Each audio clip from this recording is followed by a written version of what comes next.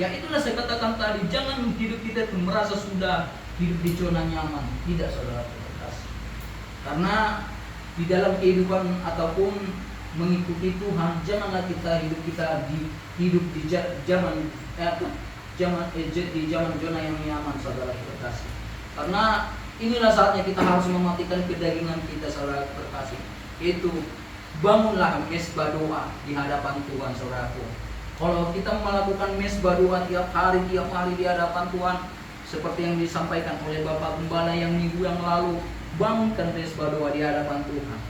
Kalau boleh dari pagi ataupun sore, ayo hubungan intim kepada Tuhan, saudara terkasih. Karena akhir-akhir ini kalau saya perhatikan, saudaraku, semakin jahat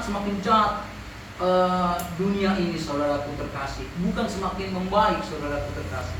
Karena saya sudah merasakan, saudaraku terkasih, betapa jahatnya dunia ini, saudaraku. Karena ya, kalau kita tidak mendekat di hadapan Tuhan, nah, sehingga iman dan kepercayaan kita goyah, saudaraku terkasih. Sehingga dibutakanlah mata kita, sehingga tidak berdaya datang kepada Tuhan, saudaraku terkasih. Jadi makanya saya bilang, katakan tadi satu, mari kita bangun hubungan kita kepada Tuhan. Jangan kita hanya hidup di zaman zona yang nyaman, saudara terkasih.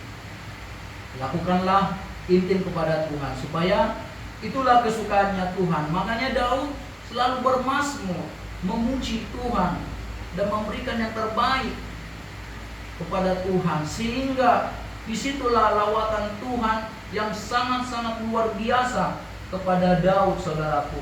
Nah, makanya di sini kalau kita baca, Saul ada sampai cemburu, saudaraku terkasih. Cemburu, kenapa? Karena dia tahu kenapa Tuhan pakai Daud. Nah, padahal Saul melakukan hal-hal duniawi, termasuk roh-roh perdukunan atau apapun itu dia lakukan Saul, tetapi Saul tetap jatuh pada saat itu, saudara terkasih. Makanya Tuhan senang melihat Daud diurapi dan dipakai sangat luar biasa, saudara terkasih. Hanya satu batu ataupun 5 batu kena ke dahinya Goliat pada saat itu, saudara terkasih.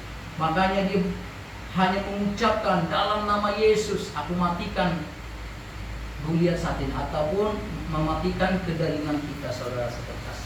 Itu yang saya dapatkan dalam firman Tuhan ini, saudaraku. Nah, jadi makanya kita belajar dari Daud ini, saudaraku, supaya kita menjadi orang yang berhasil tidak di hadapan Tuhan. Sekalipun kita banyak kegagalan dalam hidup kita, kita perbaiki di hadapan Tuhan, saudaraku terkasih.